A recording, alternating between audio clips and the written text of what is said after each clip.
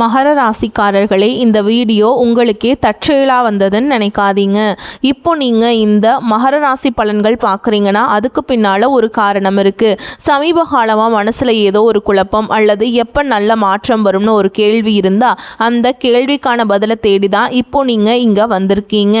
மகர ராசிக்காரர்கள் சாதாரணமானவர்கள் அல்ல. துணிச்சலும் வேகமும் உங்களோட இயல்பு. ஆனால் அந்த வேகத்துக்கான சரியான வழிகாட்டுதல் கிடைக்கிறப்போ வாழ்க்கையே மாறும். இந்த உலகத்தில் நம்ம எத்தனை முயற்சி செய்தாலும் எந்த ஒரு நல்ல காரியத்தை ஆரம்பித்தாலும் நம்மை காத்து வழி நடத்துகிற ஒரு சக்தி இருக்குன்னு நம்புறீங்களா? அதுதான் நம்மளுடைய குலதெய்வம். மகர ராசிக்காரர்களின் வாழ்க்கையில் பல தடவை தெரியாமலே தடைகள் உடைந்திருக்கலாம். கடைசி நிமிஷத்தில் வழி திறந்திருக்கலாம். அதற்கு பின்னால் குலதெய்வ அருளே காரணம். இந்த மகர ராசி பலன்கள் உங்களுக்கு பலன் தரணும்னு நினச்சா இந்த கணமே ஒரு சின்ன விஷயம் செய்யுங்க. கமெண்ட்ஸில் உங்கள் குலதெய்வத்துடைய பெயரை எழுதுங்க. தெரியலனா எனக்கு ஏன் குலதெய்வம் தெரியாதுன்னு எழுதினாலும் போதுங்க. மனசார எழுதுங்க. அந்த நம்பிக்கை தான் இந்த வீடியோவின் சக்தி. உங்கள் குலதெய்வத்தை மனசில் நினச்சிட்டு இன்றைய மகர ராசி பலன்களுக்குள்ள நுழையலாம் வாங்க. மகர ராசி நேயர்களே, வரக்கூடிய நாட்கள் எப்படி இருக்க போகிறது என்று தெரியுமா? இந்த நாட்களில் உங்கள் வீட்டு வாசலில் மகிழ்ச்சி, பணம் மற்றும் புதிய வாய்ப்புகளின் திருவிழாவே நடக்கப் போகுதுங்க. இனி வாய்ப்புகளும் சாதனைகளும் உங்களை தேடி ஓடி வரும். ஆனால் சிரிக்கும் முகங்கள் எல்லாம் சொந்த முகங்கள் அல்ல என்பதை நினைவில் கொள்ளுங்கள். இன்றைய வீடியோ கிரகங்களின் நிலையை அடிப்படையாக கொண்டு உருவாக்கப்பட்டுள்ளது. 5 பெரிய கிரகங்கள் தங்கள் ராசியை மேற்கொள்ளப் போகின்றன. இதனால் உங்கள் வாழ்க்கையில் 7 பெரிய பயங்கரமான சம்பவங்கள் நடக்கப் போகின்றன. இந்த வீடியோவை நீங்கள் முழுமையாக பார்க்க வேண்டும். இல்லையெனில் உங்களில் ஒரு சிறிய தவறு எல்லாவற்றிலையும் கெடுத்து விட்டுறலாம். இந்த வீடியோவின் இறுதியில் ஒரு அற்புதமான பரிகாரமும் கூறப்பட்டுள்ளது. இது கிரகங்களின் தீய விளைவுகளை முழுமையாக அழித்துவிடும். அதன் பிறகு உங்களுக்கு மகிழ்ச்சியின் வண்ணங்களால் மட்டுமே நிரம்பும். நமது கனவுகளை நனவாக்கப் போகிறது. எப்போதுமே ஒரு புதிய காலகட்டம் தொடங்கும் போது மனதில் ஒருவித கவலை இருக்கும். இனி என்ன நடக்குமோ என்ற எண்ணமும் நிச்சயம் ஏதேனும் சாதித்து காட்டுவோம் என்ற நம்பிக்கையும் இருக்கும். உங்கள் நம்பிக்கை பழிக்குமோ அல்லது அதே போராட்டங்கள் தொடருமா? இன்றைய வீடியோவில் ஒவ்வொன்றாக விரிவாக பேசப் போகிறோம். இந்த வீடியோ உங்களுக்கு கிடைத்திருக்கிறது என்றால் இன்று உங்கள் வாழ்க்கையில் ஒரு புதிய திருப்பம் வரப்போகிறது என்று புரிந்து கொள்ளுங்கள். உங்கள் வாழ்க்கைக்கு ஒரு புதிய திசை கிடைக்கப் போகிறது. இந்த வீடியோவை இறுதி வரை பார்ப்பவர்களின் நாட்கள் இனி சீராக போகிறது. அவர்களுக்கு சரியான நேரத்தில் நல்ல வழிகாட்டுதல் கிடைக்கும். ஏனெனில் நற்செய்தியாக வரவிருக்கும் 3 அற்புதமான நிகழ்வுகளை பற்றி வீடியோவில் அடுத்து கூறுவோம். அதே சமயம் இனி வரக்கூடிய நாட்களில் இந்த 3 தவறுகளிலிருந்து நீங்கள் தப்பித்திருக்க வேண்டும். அதனால் ஆபத்து வருவதற்கு முன்பே அழித்துவிடும். உங்களுக்கு பண நஷ்டமோ உறவுகளில் விரிசலோ உடல்நல குறைவோ ஏற்படாது என்பதையும் கூறுவோம். நீங்கள் என்னென்ன விஷயங்களில் கவனமாக இருக்க வேண்டும், எதை செய்ய வேண்டும், எதை செய்யக்கூடாது என்று அனைத்து தகவல்களையும் இந்த வீடியோவில் தெரிந்து கொள்ளலாம். இந்த வீடியோவை நீங்கள் இறுதி வரை பார்த்தால் அனைத்து கவலைகளும் முடிவுக்கு வரும். ஆனால் பாதியிலேயே விட்டுவிட்டாலோ அல்லது வீடியோவை அலட்சியப்படுத்தினாலோ பிறகு மிகவும் வருத்தப்படுவீர்கள். எனக்கு ஒரு பெரிய வாய்ப்பு கிடைத்தது, நல்ல தகவல்கள் கிடைக்கவிருந்தன, ஆனால் நான் அந்த வாய்ப்பை பயன்படுத்தி கொள்ளவில்லை என்று நினைப்பீர்கள். நீங்கள் உங்கள் ஜாதகத்தை கணிக்க விரும்பினால், உங்கள் ஜாதகத்தை ஆழமாகவும் துல்லியமாகவும் ஆய்வு செய்ய விரும்பினால், உங்கள் அனைத்து பிரச்சனைகளுக்கும் எளிதில் தீர்வு காண விரும்பினால், திரையில் கொடுக்கப்பட்டுள்ள இந்த கமெண்ட் பாக்ஸில் நீங்கள் கமெண்ட் செய்யலாம். ஏனெனில் உங்கள் ராசி குறித்த பல முக்கிய வீடியோக்கள் இந்த சேனலில் வரவிருக்கின்றன. மகர ராசி நேர்களே, முதலாவது மற்றும் பெரிய நிகழ்வை கூறுவதற்கு முன் கிரகங்களின் நிலையை பார்ப்போம். முதலாவதாக குரு பகவான் கடக ராசிக்கு வரப்போறாருங்க. இது முழுமையாக 12 ஆண்டுகளுக்கு பிறகு நடக்கும் ஒரு அரிய நிகழ்வாகும்.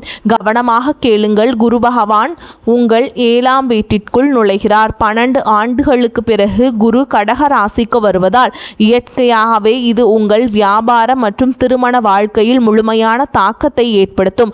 ஆனால் அந்த தாக்கம் என்னவாக இருக்கும் என்பதை பற்றி வீடியோவில் அடுத்து கூறுவோம். 2வது கிரக மாற்றம் என்னன்னு பார்த்தீங்கன்னா, சுக்கிரனும் கடகராசிக்கு அதாவது உங்களின் 7ஆம் வீட்டிற்கு செல்வார். அதே மாதிரி ஜூன் 15ஆம் தேதி பார்த்தீங்கன்னா சூரியன் மிதுன ராசிக்கு போகிறாருங்க. இப்போது உங்கள் 5ஆம் வீட்டில் உள்ள சூரியன் 6ஆம் வீடான எதிரிகள், நோய் மற்றும் கடன் வீட்டிற்கு செல்வார். இங்கிருந்து என்ன நேர்மறையான சிக்னல் கிடைக்கப் போகிறது என்பதை பற்றியும் விவாதிப்போம். அடுத்து கிரக மாற்றம் ஜூன் 21ஆம் தேதி நடக்கும். அன்று கிரகங்களின் தளபதியான செவ்வாய் ரிஷப ராசிக்கு செல்வார். தற்போது உங்களின் 4ஆம் வீட்டில் உள்ள செவ்வாய் 5ஆம் வீட்டிற்கு செல்வார். இறுதி கிரக மாற்றமாக ஜூன் 22ஆம் தேதி பார்த்தீங்கன்னா புதன் பகவானும் கடக ராசிக்கு போகிறார். பாருங்க. அதாவது 3 கிரகங்கள் ஆரம்பம் முதல் இறுதி வரை உங்களின் 7ஆம் வீட்டில் இருக்க போகின்றன. இது உங்களுக்கு ஒரு பெரிய வரப்பிரசாதமாக அமைய போகிறது. முதல் பெரிய நிகழ்வை கூறப்போகிறோம், கவனமாக கேளுங்கள். நீங்கள் நீண்ட நாட்களாக புதிய வியாபாரம் தொடங்க நினைத்திருந்தால் அல்லது புதிய கூட்டாண்மை வைக்க நினைத்திருந்தால் இப்போது அதற்கான வாய்ப்புகள் வரப்போகிறது. உங்கள் வியாபார முன்னேற்றம் அடையும், புதிய ஒப்பந்தங்கள் கையெழுத்தாகும். இவை அனைத்தும் 7ஆம் வீட்டிலிருந்து சாத்தியமாகும். குரு இங்கு வந்தவுடன் காரியங்கள் கைகூட தொடங்கும். உங்களுடன் இணைந்து தொழில் செய்யக்கூடிய ஒரு நல்ல கூட்டாளி உங்களுக்கு கிடைக்கலாம். நீங்கள் சுயமாக தொழில் செய்பவராக இருந்தால் அதையும் பெரிய உயரங்களுக்கு கொண்டு செல்வீர்கள். வரக்கூடிய நாட்கள் ஒரு வரப்பிரசாதத்திற்கு சளைத்ததல்ல. வியாபாரத்தில் உங்கள் முழு உழைப்பையும் கொடுங்கள். ஆபத்துகளை எடுக்க தயங்காதீர்கள்.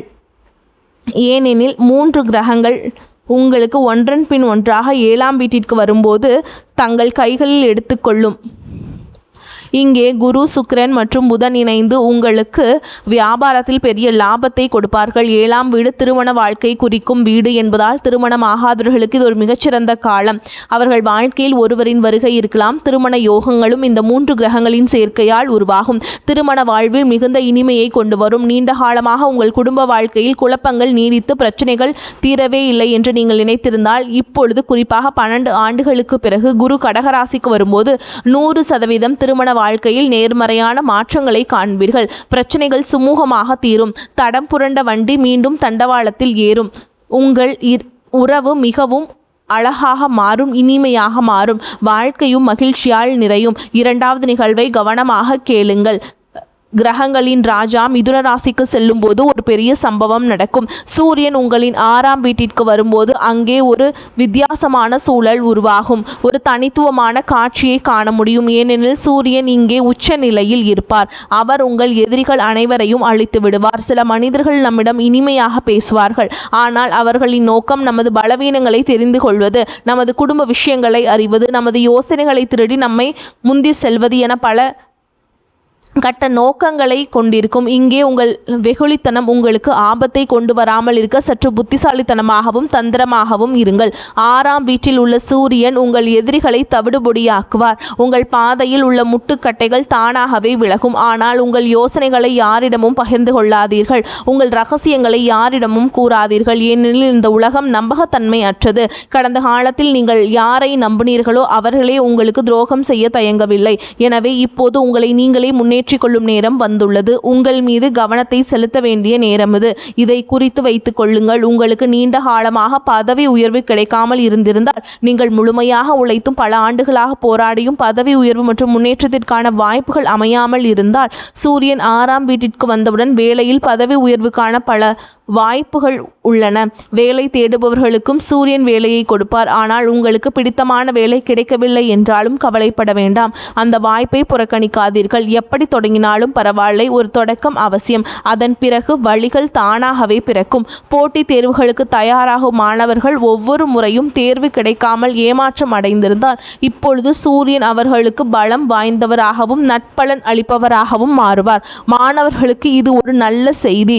போட்டித் தேர்வுகளில் உங்கள் வெற்றி செய்தி ஒலிக்கும். உங்களின் தேர்வு நிச்சயம் கைகூடும்.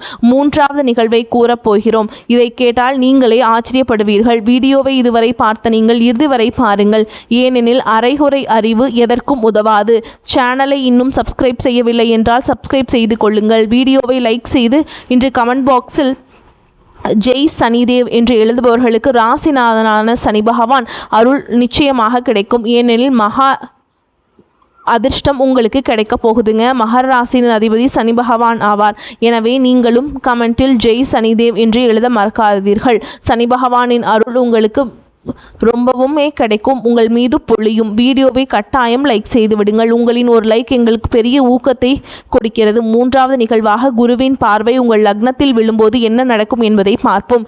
குரு தனது 7ஆம் பார்வையை இங்கு செலுத்தும் போது உங்களுக்கு பெரிய முன்னேற்றம் கிடைக்கும். லக்னம் அல்லது முதல் வீடு என்பது நமது ஆளுமை மற்றும் நமது எண்ணங்களோடு தொடர்புடையது. குரு 7ஆம் பார்வை லக்னத்தில் விழும்போது இயற்கையாகவே உங்கள் ஆளுமையில் ஒரு அற்புதமான கவர்ச்சி ஏற்படும். சிலர் தங்கள் பேச்சாலேயே மற்றவர்களின் மனதை வென்று விடுவார்கள். ஒப்பந்தங்களை வெற்றிகரமாக முடிப்பார்கள். மார்க்கெட்டிங்கில் வல்லுநர்களாக இருப்பார்கள். அவர்களின் பேச்சு திறனும் அவர்களின் பேச்சில் உள்ள இந்த இனிமையும் ஆளுமையில் உள்ள அந்த ஈர்ப்பும் குருவின் பார்வையால் உங்களுக்கு கிடைக்கப் போகிறது. உங்களுக்கு பல சிறந்த யோசனைகள் தோன்றும். அந்த யோசனைகள் உங்களுக்கு பெரிய லாபத்தை கொடுக்கும். சமூகத்தில் மதிப்பும் மரியாதையும் கிடைக்கும். நீங்கள் நீண்ட காலமாக ஏங்கியிருந்த விஷயங்கள் அதிர்ஷ்டகாரகனான குரு 12 ஆண்டுகளுக்கு பிறகு நிறைவேற்றப் போகிறார். இது 12 ஆண்டு கால போராட்டத்திற்கான கணக்கை தீர்க்கும். ஆனால் 3 தவறுகளை ஒருபோதும் செய்யாதீர்கள். இல்லையெனில் இரவு பகலாக வருத்தப்படுவீர்கள். நான் ஏன் இப்படி செய்தேன்? வாசல் வரை வந்த வெற்றியை என் கைகளாலேயே திருப்பி அனுப்பிவிட்டேனே என்று நினைப்பீர்கள்.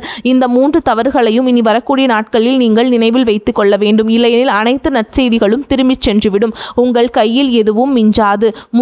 முதல் முக்கிய எச்சரிக்கை என்னன்னு பார்த்தீங்கன்னா, ரொம்ப கவனமாக கேட்டுக்கோங்க. குரு பொறுப்பை ஏற்றுக்கொண்டார். 15ஆம் தேதி சூரியன் பொறுப்பேற்கிறாருங்க. 21ஆம் தேதி அபாயமணி ஒழுப்பதை காண முடிகிறது. 21ஆம் தேதி செவ்வாய் ரிஷபராசிக்கு செல்றாருங்க.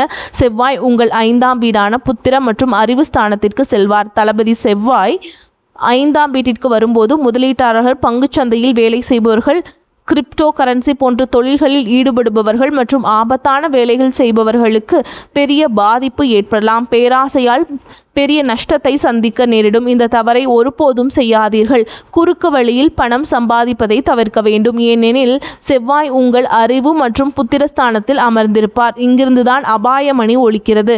எங்கு முதலீடு செய்தாலும் சிந்தித்து அறிவை பயன்படுத்தி செயல்படுங்கள். மற்றவர்களை பார்த்தோ அல்லது பேராசையினாலோ பணத்தை முதலீடு செய்தால் அந்த பணம் மூழ்கலாம் அல்லது சிக்கிக்கொள்ளலாம். மகர ராசி நேயர்களே, எங்கள் முதல் எச்சரிக்கை இதுதான். செவ்வாய் நெருப்பு தத்துவத்தை கொண்ட கிரகம். மனிதனுக்கு கோபம் வரும்போது அவனின் செவ்வாய் பலமாக இருக்கிறார். அவன் தலையில் செவ்வாய் ஆடுகிறார் என்று சொல்வார்கள்.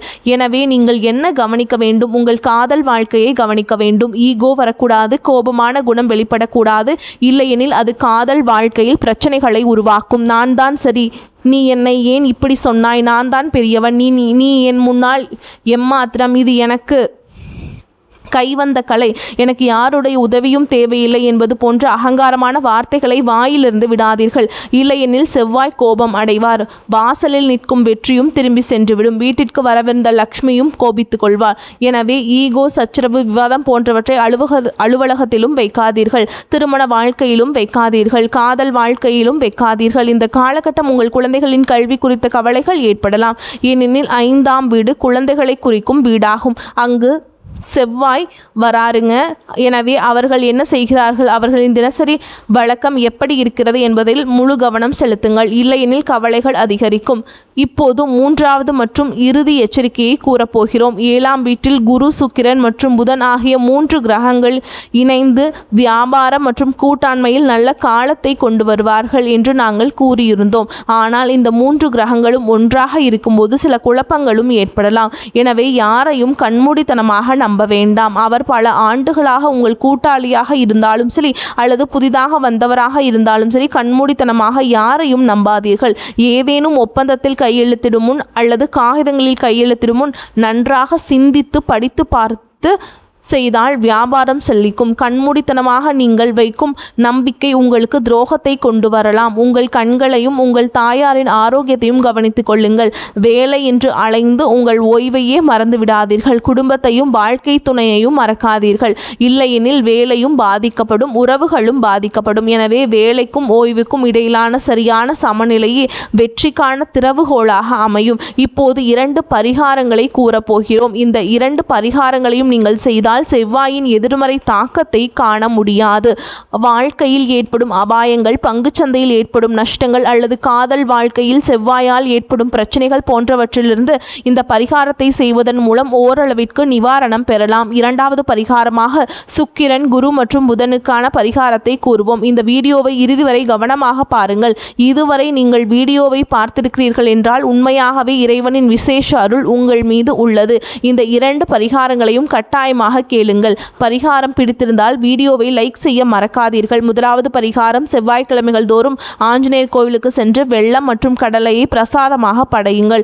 அங்கு அமர்ந்து ஒவ்வொரு செவ்வாய்க்கிழமையும் அனுமனுடைய சாலிஷா அல்லது சுந்தரகாண்டம் பாராயணம் செய்யுங்கள். இதை ஒவ்வொரு செவ்வாய்க்கிழமையும் செய்ய தொடங்குங்கள். குரங்குகளை கண்டால் அவற்றுக்கு வாழைப்பழம் அல்லது வேறேதேனும் உணவுகளை கொடுங்கள். இதனால் செவ்வாய் பகவான் மகிழ்ச்சி அடைவார் என்பதற்கு முழு உத்தரவாதம் உண்டு. அத்துடன் உங்கள் வாழ்க்கையில் ஏற்படக்கூடிய சிறு சிறு குழப்பங்கள் மற்றும் பிரச்சனைகளை தவிர்க்க ஒரே வீட்டில் உள்ள குரு, சுக்கிரன் மற்றும் புதன் ஆகிய கிரகங்கள் குழப்பத்தை ஏற்படுத்தாமல் இருக்க தினமும் சிவலிங்கத்திற்கு ஒரு சொம்பு நீர் அபிஷேகம் செய்து ஓம் நமசிவாய என்று கூறுங்கள். அனைத்து கிரகங்களின் அருளும் முழுமையாக கிடைக்கும். கிரக நிலைகள் சீராகும் மற்றும் உங்கள் வாழ்க்கையும் சிறப்பாக நடக்கும். மகர ராசி நேயர்களே, இன்றைய வீடியோவில் வரவிருக்கும் சுப மற்றும் அசுப பலனுடன் துல்லியமான பரிகாரங்களையும் கூறினோம். வீடியோ பிடித்திருந்தால் கட்டாயம் லைக் செய்யுங்கள். உங்களின் ஒரு லைக் எங்களுக்கு பெரிய ஊக்கத்தை கொடுக்கிறது. கமெண்டில் உள்ள பிரச்சனைகளை நீங்கள் எழுதலாம். அதற்கான தீர்வை வழங்க நாங்கள் முயற்சி செய்கிறோம். வரக்கூடிய வாய்ப்பில் தவற விட்டாதீங்க. கெட்டியாக பிடிச்சிக்கோங்க. வாழ்த்துக்கள். வாழ்க வளமோடு நலமோடு. நன்றி, வணக்கம்.